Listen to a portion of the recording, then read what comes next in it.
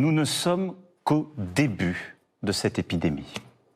Et partout en Europe, elle s'accélère, elle s'intensifie. Face à cela, la priorité absolue pour notre nation sera notre santé. Je demande ce soir à toutes les personnes âgées de plus de 70 ans, à celles et ceux qui souffrent de maladies chroniques ou de troubles respiratoires, aux personnes en situation de handicap, de rester autant que possible à leur domicile. Elles pourront bien sûr sortir de chez elles pour faire leurs courses, pour s'aérer, mais elles doivent limiter leurs contacts au maximum. Je compte sur vous aussi pour prendre soin des plus vulnérables de nos compatriotes. Ne pas rendre visite à nos aînés, c'est, et j'en ai bien conscience, un crève-cœur. C'est pourtant nécessaire temporairement. Il est important, dans ce moment, en suivant l'avis des scientifiques comme nous venons de le faire, d'assurer la continuité de notre vie démocratique et de nos institutions. Rien ne s'oppose à ce que les Français, même les plus vulnérables, se rendent aux urnes. Il conviendra de veiller au respect strict des gestes barrières contre le virus et des recommandations sanitaires.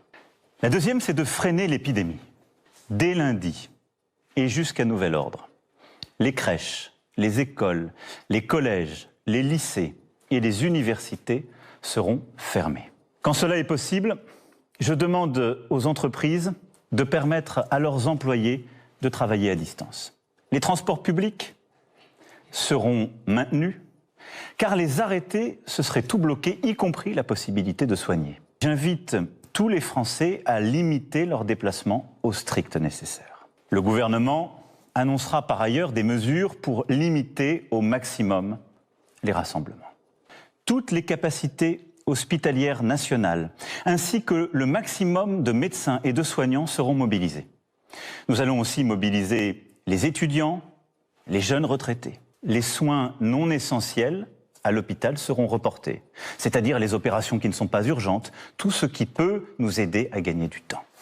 Mes chers compatriotes, toutes ces mesures sont nécessaires pour notre sécurité à tous. Et je vous demande de faire bloc autour d'elles. La France unie, c'est notre meilleur atout dans la période troublée que nous traversons. Nous tiendrons tous ensemble. Vive la République, vive la France.